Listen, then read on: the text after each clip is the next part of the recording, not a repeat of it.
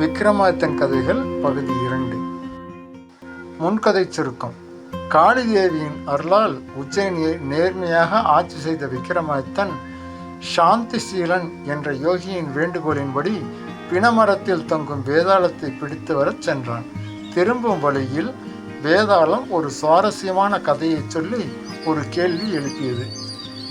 மன்னன் பதில் பேசிவிட்டதால் வேதாளம் அவனிடமிருந்து தப்பித்து மீண்டும் மரத்துக்கே பறந்துவிட்டது. இப்போது 2ஆம் முறை வேதாளத்தை தூக்கிச் செல்லும் வழியில் அது தனது 2வது கதையை சொல்கிறது. உண்மை நட்பு. முன்னொரு காலத்தில் பத்மபதி என்று ஒரு போர் வீரன் இருந்தான். அவனுக்கு பத்ரன், சதுரன், மதுரன் என்ற பெயர்களுள்ள 3 நெருங்கிய நண்பர்கள் இருந்தனர். அவர்கள் 4 உயிர் நண்பர்கள். ஒரு நாள் நண்பர்கள் காட்டு வழியாக சென்று கொண்டிருக்கும் போது ஒரு முயலின் சத்தம் கேட்டது. பத்மபதி தனது வில்லை எடுத்து சத்தம் வந்த திசையில் எய்ய தயாரானான். பத்ரனும் சதுரனும் அவனை ஊக்கப்படுத்த மதுரன் மட்டும் தடுத்தான். வேண்டாம் பத்மபதி, அது ஒரு பெரிய விலங்காக கூட இருக்கலாம். இந்த ஆபத்து நமக்கு தேவையா என்றான் மதுரன். ஆனால் பத்மபதியும் மற்ற இருவரும் அதை வீழ்த்த தயாராகிவிட்டனர். பத்மபதி தன் வில்லை வளைத்து அம்பை செலுத்த பத்ரனும் மதுரனும் அவனுக்கு ஆதரவாக பாதுகாவலாக நின்றனர். அம்பு எய்யப்பட்ட உடனே ஐயோ எங்கள் குழந்தை என்று சத்தம் கேட்டது. பத்மபதி எய்த அம்பு ஒரு குழந்தையின் மார்பை தைத்திருந்தது. குழந்தை இறந்துவிட்டது.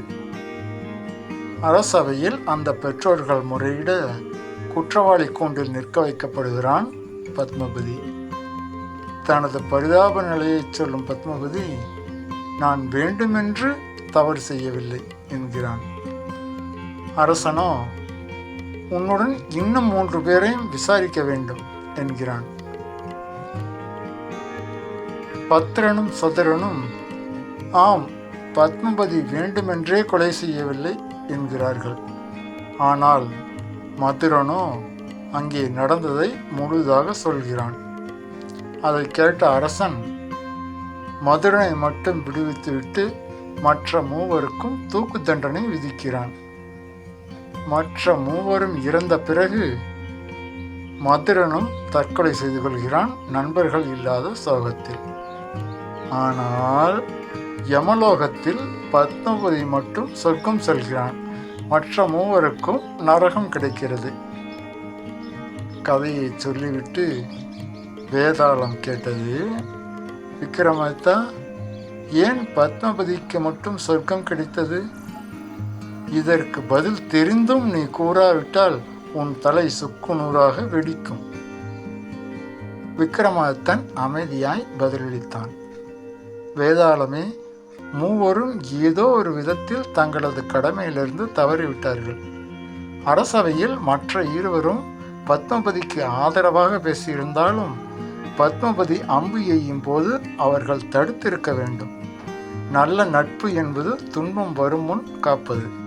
அதிலிருந்து 2 தவறியதால் நரகம். மன்னன் இவர்களுக்கும் சேர்த்து தூக்கு தண்டனை கொடுத்ததன் காரணம் கூட இவர்கள் அவனை தடுக்காமல் விட்டதுதான்.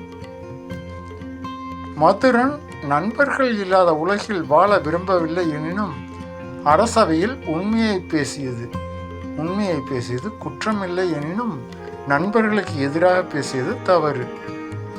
அவனும் நண்பனின் கடமையிலிருந்து தவறிவிட்டான். எனவே 3 நரகம் கிடைத்ததில் ஆச்சரியமே இல்லை. வேதாளம் சிரித்தது. அருமையான பதில் அரசே.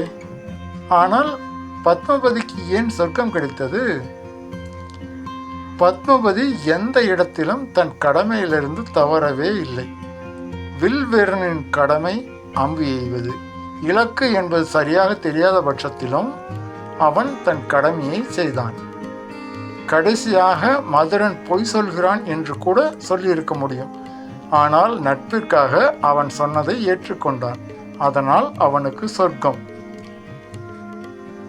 தங்களுடைய பதில் என்னை சிலிர்க்க வைத்தது விக்ரமாதித்தரே.